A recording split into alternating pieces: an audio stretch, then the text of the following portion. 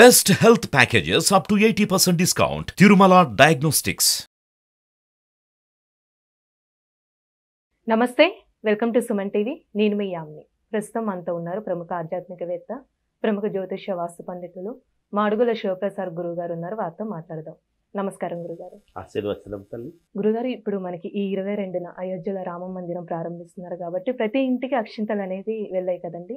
ముందుగా అక్షింతలు అనేది ఆ రోజు మనం ఏం చేయాలండి? శ్రీ మహాగణాధిపతయే నమః. ఐం మహాసరస్వత్యే నమః. శ్రీ లలితాంబికాదేవ్యే నమః. జై శ్రీరామ్. జై శ్రీరామ్. రాముల వారి అక్షతలు, అక్షింతలు కాదు, అక్షతలు. అక్షతలు ఇవి ప్రతి ఇంటికి చేరాలి అనేటువంటి సదుద్దేశ్యంతో, సదభిప్రాయంతో అందరికీ రామచంద్రుల వారి యొక్క అనుగ్రహము పరిపూర్ణముగా ప్రతి ఇంటికి ఉండాలి అనేటువంటి ఆకాంక్షతో ఒక మహిమాన్వితమైనటువంటి మహోన్నతమైనటువంటి సంకల్పముతో ప్రతి ఇంటికి అక్షతలు రావటం అనేటువంటిది జరిగినది. ఇంకా కొంతమందికి చేరుతూనే ఉన్నాయేమో. మరి ఆ సమయానికి అందరికీ అందాలి. ఏది? అయోధ్యలో శ్రీరామచంద్రమూర్తి వారి యొక్క ప్రతిష్ఠా మహోత్సవము జరిగే లోపల అందరి ఇళ్లల్లోనూ ఈ అక్షతలు ఉండాలి అనేటువంటి అభిప్రాయంతో పంపించారు. చెప్పడము కూడా దాని ఆంతర్యం అదే, వాళ్ళు చెప్పిండేది కూడా మంచి అభిప్రాయం. అయితే ఈ అక్షతలు ఏం చేయాలి? మన ఇంటికి వచ్చాయి, ఏం చేయాలి అంటే, మామూలుగా మనం గతంలో అంతా భద్రాచలంలో రాముల వారి యొక్క అక్షతలు లేదా ముత్యాల తలంబ్రాలు అనేటువంటి అభిప్రాయంతో కొన్ని అందరికీ పంచటం, స్వామివారి ప్రసాదముగా అందరికీ పంపినప్పుడు ఇవి వాళ్ళు ఎన్నో కొన్ని ఇస్తారు. ఎందుకంటే ఇంతమందికి చేరాలి కదా. తక్కువ క్వాంటిటీతో ఇచ్చేటువంటివే ప్రసాదం. మనకేదో లారీలు క్వింటాలు ఇస్తే ప్రసాదం కాదు అది, అంతే కదా. అవి మన ఇంటిలో ఉండేటువంటి ప్రతి వాళ్ళ నెత్తి మీద వేసుకొని కాస్త మిగిలినవి దేవతా మందిరంలో, మాకు పూజ గది లేదు గురువు గారు, పూజా మందిరం ఉంటే పెట్టుకునే వాళ్ళము, బహుశా మనము బీరువా అనేటువంటిది ఒకటి ఉంటుంది ఎవరికో, ఎంతో కొంత ధనం పెట్టుకునేటువంటి స్థానము కూడా ఉంటుంది. ఏదో డబ్బు ఏదో ఒకడో చోట పెట్టుకుంటాం కదా, అటువంటి చోటనైనా కూడా ఒక కవర్లో వేసి జాగ్రత్తగా ఎత్తి పెట్టుకోవటం అనేటువంటిది చాలా శ్రేయోదాయకమైన విషయం. ఎందుకంటే అమ్మ, ప్రసాదము కదా, రాముల వారి ప్రసాదముగా వచ్చినటువంటివి కాబట్టి ఆ అక్షతలు మామూలుగా ఇంట్లో బీరువాలో పెట్టుకోవచ్చు, ధనం ఉండేటువంటి చోట. లేదు, మాకు దేవతా పూజా మందిరం అనేటువంటిది ఒకటి ప్రత్యేకముగా ఉన్నది, మేము నిత్యానుష్ఠానం చేసుకుంటున్నాము, నిత్యము దీపారాధన చేసుకుంటున్నాము అనేటువంటి భావన ఉండేటువంటి వాళ్లకు, ఆ వసతి ఉన్నవాళ్లకు దేవతా మందిరంలో అవి పెట్టుకోవచ్చు. వాటికి ఇంకా కొన్ని మనము ఇంట్లో కొన్ని మనము శుభ్రముగా ఏదో ఆ ఇల్లంతా కూడా రాంగానే చేసుకొని, మనకి ఎప్పుడు వస్తాయో తెలియదు కదా, ముందే శుద్ధి చేసి పెట్టుకోవటానికి కుదరదు పాపం. వాళ్ళు వచ్చి ఇచ్చుంటారు. అవి రావటముతోనే ఇల్లంతా శుద్ధి అయినట్టు లెక్క. మనము మళ్ళీ కొత్తగా చేసుకోనక్కర్లేదు. మనము తీసుకున్నాము అంటేనే శుద్ధి అయినట్టు లెక్క. అవి తీసుకుని మన ఇంట్లో కొన్ని ఇంకా కొంచెం దాన్ని కలుపుకొని కాస్త వచ్చిన నాడే ఒక 2 గింజలు నెత్తిన వేసుకుంటే మేలు జరిగేటువంటి విధానం ఒకటి. వివాహము కాని వాళ్లకు, సంతానము కాని వాళ్లకు, మరి భగవద్ అనుగ్రహంతో పంపించినవి కదా, అవి వేసుకుంటే ఉద్యోగాలు కావాలి అనుకునేటువంటి వాళ్లకు, వీళ్ళందరికీ కూడా ఉపయోగపడేటువంటివి అవి. ఇప్పుడు అక్కడ రాముల వారి యొక్క అక్షతలు అంటే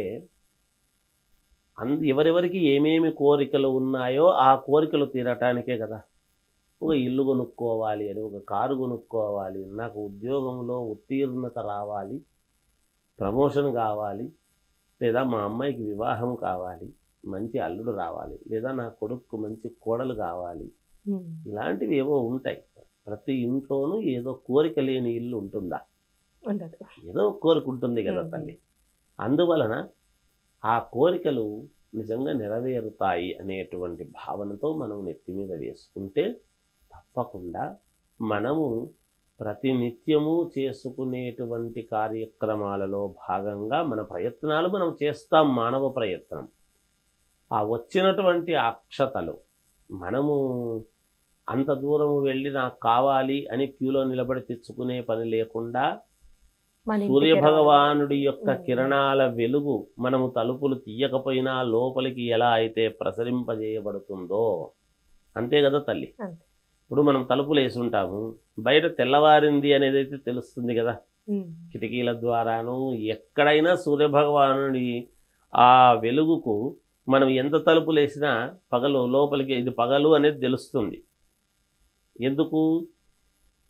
నలుమూలలా సూర్యభగవానుడి యొక్క కిరణాలు తీక్షణంగా వస్తాయి కాబట్టి. అలా కిరణాలు ఎలా అయితే వచ్చాయో అలాగే రాముల వారి యొక్క అనుగ్రహము మనకు అలా వచ్చింది అనేటువంటి భావనతో మనం అర్థం చేసుకొని వాటిని దేవుడి మందిరంలో పెట్టుకోవటం అనేటువంటిది చాలా అవసరమైన విషయం. గురుగారు, ఇప్పుడు ఏంటంటే అయోధ్యకి అందరూ వెళ్ళలేరు. ఇప్పుడు వెళ్ళలేని వాళ్ళ ఇంట్లో అసలు ఏ విధంగా పూజ చేసుకోవాలండి? అయోధ్యకు వెళ్ళలేని వాళ్లకు ఇంట్లో ఏం చేయాలి అంటే, ఆ ప్రతిష్ట జరుగుతూ ఉండేటువంటి సమయంలోన సరే మామూలుగా టీవీల్లో ప్రతిదీ ప్రసార మాధ్యమాలలో చూస్తున్నాం. అయితే అక్కడికి వెళ్ళి రాముల వారి యొక్క ప్రతిష్ట, ప్రాణప్రతిష్ఠ కార్యక్రమ మహోత్సవాన్ని కనులారా చూడడానికి సంతోషంగా వెళ్ళేవాళ్ళు వెళతారు. కొన్ని కారణాల చేత, కారణాలు ఏమైనా కావచ్చు, అనేక రకాల కారణాలు ఉంటాయి. ఇటువంటి వాళ్ళు వెళ్ళలేని వాళ్ళు టీవీల్లో చూస్తూ ఉంటాం. అయితే ఆ ప్రతిష్ఠా కార్యక్రమము జరిగేటువంటి రోజు మన ఇల్లు కూడా కాస్త పసుపు నీళ్లు వేసుకొని శుద్ధి చేసి మన ఇల్లంతా కూడా శుభ్రం చేసుకొని, ఎందుకంటే ఇది రాముల వారి ప్రాణప్రతిష్ఠా కార్యక్రమము అంటే ఇంటింటా పండుగే, ప్రతి ఇంట పండుగే. అందుకని ప్రతి ఇంటిని కూడా మనం ప్రతి వాళ్ళు కూడా కాస్త పసుపు నీళ్లు రోజు శుభ్రం చేసుకోవడము ఆనవాయితీ. ఆ రోజు కాస్త ఆవు పంచితము కానీ పసుపు నీళ్లతో కానీ మనం ఇల్లంతా శుద్ధి చేసుకొని దేవుడి దగ్గర దీపారాధన వెలిగించి ఉండి, మామూలుగా అగరబత్తీలు అవి వెలిగించుకొని, దీపారాధన వెలిగించి అగరబత్తీలు పొగ వెలిగించి, వీలైతే ధూపం సాంబ్రాణి పొగ ఇల్లంతా వేసి పెట్టుకొని కన్నులారా ఆ ప్రసార మాధ్యమాలలో వచ్చేటువంటివి వీక్షిస్తూ మనము చేసుకోవాల్సింది ఏమిటంటే ఆ మంత్రాలు అవన్నీ వింటూ ఉంటాం. మనం సహజమే వింటాము కదా అనుకుంటాం. కానీ అలా వినడం కాదు, మనకు మామూలుగా ఒక రామనామము జపాన్ని చేస్తే మంచిది. 11 గంటల 45 నిమిషాల నుండి 12:15 వరకు, అది అభిజిల్లగ్నము అన్నారు ముహూర్తం. అక్కడ ప్రాణప్రతిష్ఠా కార్యక్రమ మహోత్సవ సమయము సుముహూర్తము అభిజిల్లగ్నం అన్నాడు. అభిజిల్లగ్నము అంటే 12 గంటలకు అని చెప్పారు వాళ్ళు, ఇట్లా అని అన్నారు, మనం వింటున్నాం.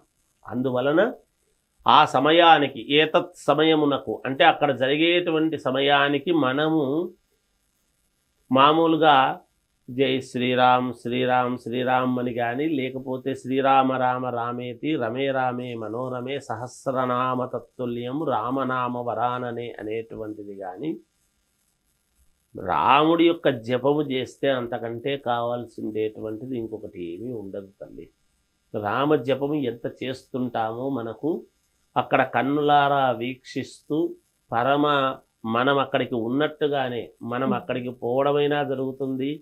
భగవంతుడు సర్వాంతర్యామి కాబట్టి ఆయనే ఇక్కడికి వచ్చి నిలబడినా అక్కడ ప్రతిష్ఠ జరుగుతుంది కదా, ఇక్కడికి ఎందుకు వస్తాడు అనుకోవచ్చు. కానీ అదే కదా భగవంతుడి యొక్క గొప్పతనం అంటాం. అక్కడ ఉంటాడు, ఇక్కడ ఉంటాడు, పేదవాడి హృదయంలో ఉంటాడు. పేదవాడి మనస్సు గొప్పదైతే మనస్సులోనే ఉంటాడు, మనిషిలోనే ఉంటాడు దేవుడు. అందుకనే దైవం మానుష రూపేణ అని మనం చెప్తాం. ఒక మనిషిని దైవం అని ఎప్పుడు కొనియాడబడతాము అంటే, మామూలు మనుషులు చేసేటువంటి పనుల కంటే కొన్ని భిన్నముగా మంచివి ఎవరైతే చేస్తారో, ఇంకొకరిని విమర్శించడము కానీ, కోపము రావటము కానీ, అసహ్యించుకోవటము కానీ, నాకు ఇది కావాలి అని వాంఛ ఉండేటువంటి విధానం కానీ, రాముల వారిలో నాకు ఇది కావాలి అనేటువంటి వాంఛ, ఇది కోరుకున్నాడనేది ఎప్పుడన్నా విన్నామా? రామాయణంలో ఎక్కడా లేదు నాకు ఇది కావాలని, ఎక్కడా లేదు. ఆయనకు నాకు ఇది ఉండాలి అని ఎప్పుడు అనుకోలేదు.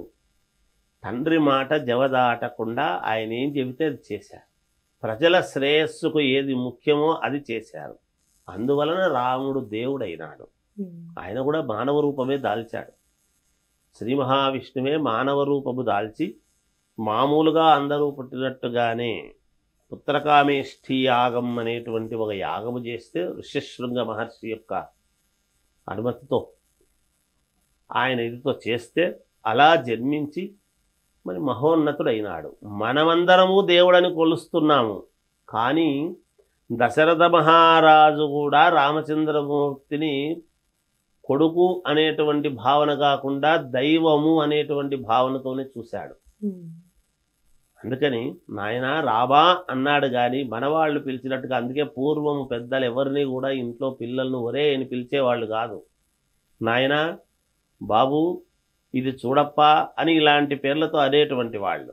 అందుకనే పూర్వము దేవుళ్ళ పేర్లు పెట్టుకున్నా కూడా ఎవరిని కూడా పేర్లతో పిలిచేటువంటి ఇది లేదు. ఆ పేరుతో పిలిచినా పుణ్యం వస్తుంది. ఒరే అనేటువంటి పదాలు లేవు ఆనాడు.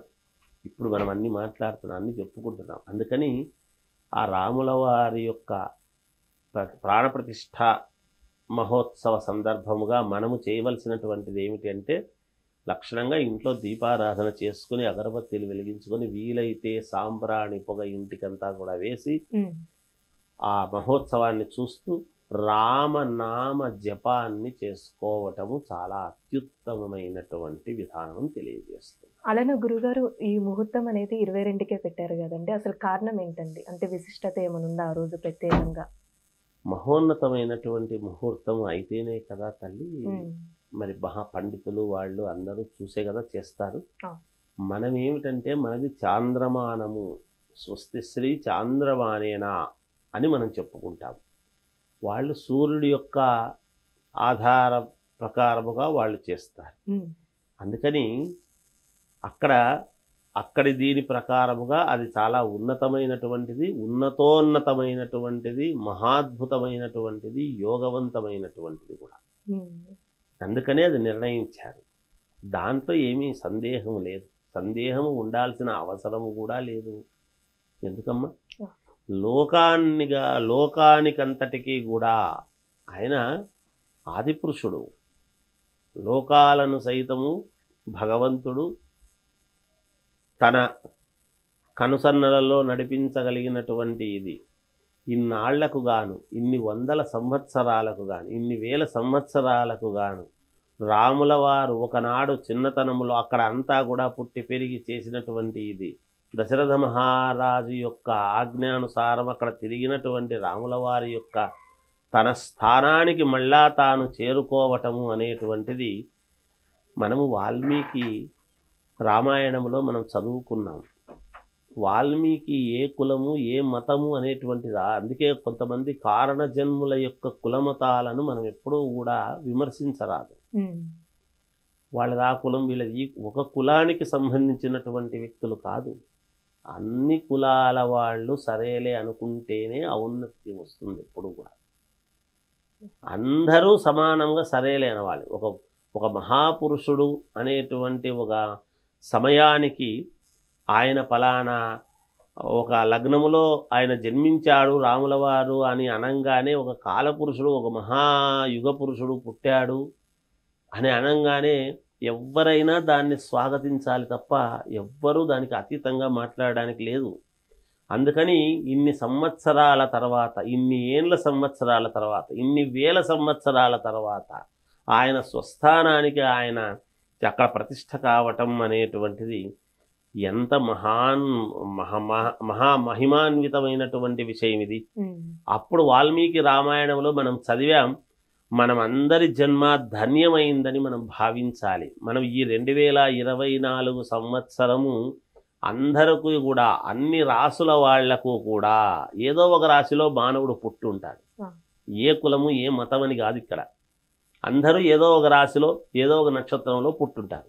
కానీ అన్ని నక్షత్రాల వాళ్లకు, అన్ని రాసుల వాళ్లకు కూడా ఈ రాముడి యొక్క ఇప్పుడు ఈ జనవరి ఇప్పుడు జరుగుతూ ఉంది కాబట్టి ప్రాణప్రతిష్ఠ కార్యక్రమము ఆ రామచంద్రమూర్తి సీతారామ లక్ష్మణ హనుమత్ సమేత అందరి యొక్క అనుగ్రహము అన్ని రాసుల వాళ్లకు, అన్ని నక్షత్రాల వాళ్లకు అందరికీ ఉండి అందరికీ మేలు జరుగుతుంది గాక ఈ సంవత్సరము. ఎవరికి ఎటువంటి ఇబ్బందులు లేకుండా అందరూ టీవీల్లో చూసిన వాళ్లకు, అక్కడికి వెళ్ళి చూసిన వాళ్లకు, అయ్యో మాకు టీవీ లేక మేము చూడలేకపోతేమే అని చెవులతో విన్నవాళ్లకు, ఒకవేళ కళ్ళు కనపడక చెవులతో వింటూ ఉండేటువంటి వాళ్లకు అందరికీ కూడా సర్వమానవాళికి మేలు జరుగుతుంది అనేటువంటిది నా భావన. తల్లి చాలా చక్కగా తెలియజేశారు గురుగారు. ధన్యవాదాలు. జయోస్తు.